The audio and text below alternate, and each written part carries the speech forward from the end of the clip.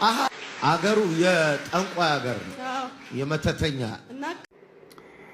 ኖ ኖ ኖ ኖ ኖ ኖ ኖ ነብይ ሄኖክ ግርማ ወይ ሰላሌ አንተ እንዳልከው የጠንቋዮች የሟርተኞች የአጋንንቶች ሀገር ሳትሆን በመጀመሪያ የኔ ሀገር ናት። የትውልድ ሀገር በጣም የምናፍቃት ባህሉ፣ ስርዓቱ፣ ሰው፣ ማለዳው፣ ምሽቱ፣ ቀኑ ቪዥዋላይዝ አደርገዋለሁ። ጤፍ ሲደርስ የቁርዬው ጩኸት ቪዥዋላይዝ አደርጋለሁ። ጆሮዬ ያዳምጣል። ቁርዬ ሳልሰማ ግን ጆሮዬ ላይ ይሰማኛል። የወፎቹ ድምፅ ይሰማኛል። የጅራፍ ድምፅ ይሰማኛል። የሰዎች ዘፈን ድምፅ ይሰማኛል። ባህሉ እኔ ፊት ለፊት ሰው ቁጭ ብሎ ሶፋ ላይ ቴሌቪዥን እንደሚያይ አእምሮዬ ውስጥ አየዋለሁ። ጠዋትም ማታም ቀንም ስተኛም ሁሌ የማልመው እሱን ነው። እንደምታውቀው ካናዳ ሀገር ነው ቁጭ ያልኩት፣ ግን በየቀኑ የማየው በቴሌቪዥን እንደሚያይ ሰው አእምሮዬ የሚያየው ሀገሬን ነው፣ ሰላሌ። ስለዚህ የኔ ሀገር ናት እንጂ የአጋንንት ሀገር አይደለም። ሲቀጥል አንተ አዳራሽ ሰርተህ ሳያላምጥ የሚውጥ መንጋ ሰብስበህ ህዝቤ ላይ የምትሳለቅበት አዳራሽ በሰላሌ ኦሮሞ ሀገር ላይ የገነባው አዳራሽ ነው። የቱለማ ኦሮሞዎች ናቸው። እሱ አዳራሽ የነሱ መሬት ነው። አሁን ያለው የነሱ መሬት ላይ ነው። ቤት የሰራው በእኛ መሬት ላይ ነው። እየኖርክ ያለው እኛ መሬት ላይ ነው። እየዘበትክብንም ያለው እኛው መሬት ላይ እያደርክ እየዋልክ ነው። እየዘበትክብን ያለ ነው ከኛ መሬት ላይ በልተህ ጠጥተህ ጠግበህ እየቀዘንክብን ያለ ነው። ከየት እንደተማርክ አላውቅም። መሀይም መሆንህን አውቃለሁ። ስለዚህ ወንጌልን በቅጡ ላልተማረ ለእንዳንተ አይነት ድኩማን ታሪክ ለማስተማር ስለሚቸግረኝ የቅርቡን ነገር ሰላሌን እንድታውቁ ትንሽ ላስተዋውቅ። እኔ ያው ላስተዋውቅ፣ የሩቁን አታውቅም። ስለ አበበ ቢቂላ አንስቼ አእምሮን አላስጨንቅም፣ ትፈነዳለህ። ስለ አድዋ ጀግናዎች አንስቼ አእምሮን አላስጨንቅም፣ ትፈነዳለህ። አትችልም። ግን የቅርቡን ነገር ላሳየ። ጎረቤት አሉና ሰላሌ የነ ኮማንደር ደራርቱ ቱሉ ሀገር ናት። ሰላሌ የነ ቀነኒሳ በቀለ ሀገር ናት። ሰላሌ የነ ጌጤ ዋሚ ሀገር ናት። የነ ጥሩነሽ ዲባባ ሀገር ናት። የነ ገንዘቤ ዲባባ ሀገር ናት። ስንቱን ላውራ? የነ ገዛኸኝ አበራ ሀገር ናት። ዘግኛ አልጨርሰውም። የነ ታዴ ብሩ ሀገር ናት። ይሄ ከብዳል። ይሄን አታውቀውም። የነ በየና ግሊና ሀገር ናት። የነ ደበሌ ብሩ ሀገር ናት። የነ አብዲ ጅማ ቦሩ ሀገር ናት። የትልልቅ ጀግናዎች ሀገር ናት። የሀገር ዋልታ የሆኑ ሀገር ናት። ልጆችን የወለደች ሀገር ናት። የጤፍ ሀገር፣ የዘንጋዳ ሀገር፣ የማር ሀገር፣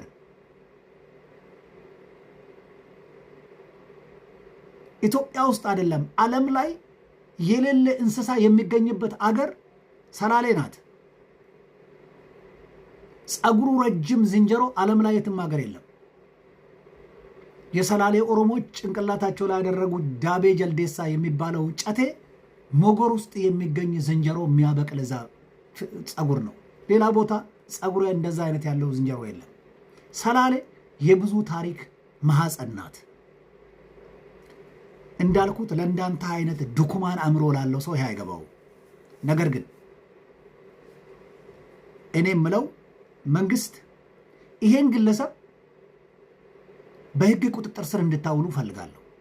የኔ ኢንቴንሽን እዚህ ጋር ነው። በዋናነት የአዲስ አበባ ከተማ አስተዳደር ወይዘሮ አዳነች አቤቤ፣ የአዲስ አበባ ከተማ ፖሊስ ኮሚሽነር፣ እሱ የሚኖርበት ወረዳ ፖሊስ ኮሚሽን፣ የደህንነት መዋቅሮች ይሄን ግለሰብ አፍንጫውን አንጠልጥላችሁ ለህግ አቅርቡልን። ወይዘሮ አዳነች አቤቤ እየተሰደበ ያለው አንቺ ህዝብ ነው። ሰዎች ወንጌልን እንሰብካለን ብሎ ፍቃድ ሲወስዱ የወሰዱለትን ፍቃድ በአግባቡ መተግበር ካልቻሉ አካውንተብል ሊሆኑ ይገባል። ተጠያቂ መሆን አለባቸው። እዛ አዳራሽ ውስጥ ተቀምጦ እሱ ሲናገር የሚስቃው ሰው ሁሉ በዚህ ሰውዬ ስተዋል። ስተት ከዚህ ነው የሚጀምረው። እንደዚህ አይነት ስተቶች ናቸው ሀገርን ያበላሹት። ለዚህ ነው ማንግባባው። ስለዚህ የፍንፍኔ ከተማ ከንቲባ ወይዘሮ አዳነች አቤቤ፣ የፍንፍኔ ከተማ ፖሊስ ኮሚሽነር፣ የፍንፍኔ ከተማ የፖሊስ መምሪያ ኃላፊዎች፣ ፖሊሶች፣ ወታደሮች፣ ወታደር ሲል የቀበሌ ሚኒሻ ሳይቀር አልፎ ከተረፈ ሌላ ችግር ነው። ይሄን ግለሰብ ለህግ አቅርቡልን፣ ለፍትህ አቅርቡልን። ነቢይ ሄኖክ ግርማ ሰላሌ ላይ እኛ ስንራብ ህዝባችንን ሄዳ ያረዳህ መቄዶንያ ሲባል ግን ቼክ ጽፈ ነበር ሄድከው። ለምን? ካሜራ አለ። ለምን? የሄድክበት ዓላማ የኦሮሞ ህዝብ ጥቅም ጉዳይ ሳይሆን ምን መስራት እንደፈለክ ታውቀዋለህ። አንደበቴ ኢየሱስ ኢየሱስ ይላል፣ ውስጥ ግን ዛሬም ያው አቢሲኒያ፣ ያው ነፍጠኛ ነህ፣ ጽንፈኛ። ውጣና ደግሞ አዲስ አበባ እኔ ኦሮሞ ነኝ ይበል። እንዳንተ አይነት ኦሮሞ ቢወለድም ቢጠፋ ነው የሚሻለው። ለወደፊቱ እኔ እኮ ሊስትሮ ጠራጊ ነበርኩ በአክስቴ ኦሮሞ ነኝ የሚሉ እንደሚበዛ ሁሉ አንተም ከእንደዛዎቹ እንደ አንዱ ነህ። አንተ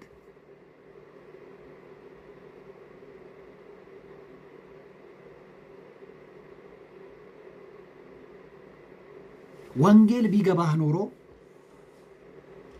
ወንጌልን በቅጡ ያልተማርክ መሃይም ነው ያልኩበት ምክንያት ወንጌል በቅጡ ገብቶ ቢሆን ኖሮ መቄዶንያ ቼክ ጽፈ መሄድ ሳይሆን የምታደርገው የት ነበር? እራ ላይ የኦሮሞ ህዝብ ተርቦ ስንለምን እዛ ነበር የምትገኘው።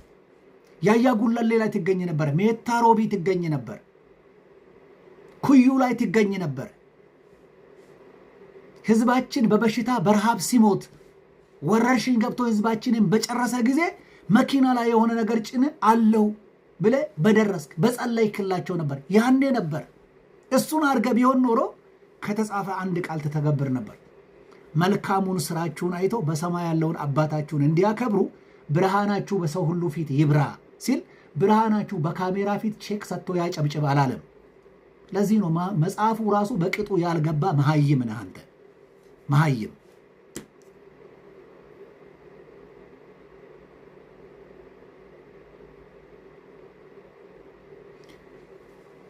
እንበል እንደ አንተ እንዳልከው ሰላሌ ጠንቋይ ምድር ሆኖ ቢሆን ኖሮ የአጋንንት ምድር ሆኖ ቢሆን ኖሮ ታዲያ አንተ ምን ታደርጋለህ? የክርስቶስን ወንጌል ሰብካለሁ ብለህ ሌት ተቀን ላብን በቂጥ የሚፈስሰው አይደለም እንዴ አንተ? ክርስቶስ እኮ 99ን ጥጦ አንዷ ፍለጋ ሄደ። ታዲያ እየጠፋ ያለ ህዝብ መሆኑን ካወቅ ለምን ወንጌል ሄዳ አትሰብከውም ነበር? ለምን አትረዳውም ነበር ከምትሳለቅበት? አይ ወንጌል እኮ ሳይንስ ነው። የስብከት ዘዴን ማወቅ እኮ ሳይንስ ነው። ኢትዮጵያ ውስጥ እንዳለመታደል ሆኖ መሃይሞች ሰፈር ውስጥ የተዘጋጀላቸውን ኮርስ እያጠኑ እየመጡ ሱፍ ለብሰው እዛ ሰንጋተራ አካባቢ ማታ ማታ ይቆማሉ። በ10-20 ብር የሚገዛ ሱፍ ለብሰው ህዝብ ላይ ሆነ እንጂ ወንጌል እኮ ሳይንስ ነው።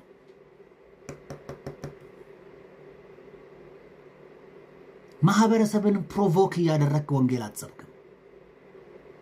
ማህበረሰብን ፕሮቮክ እያደረግ ፖለቲካ ነው እየሰራ ያለው።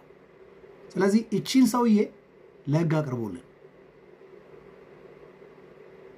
የዋህነኝ ይላል መድረክ ላይ ቆሙ።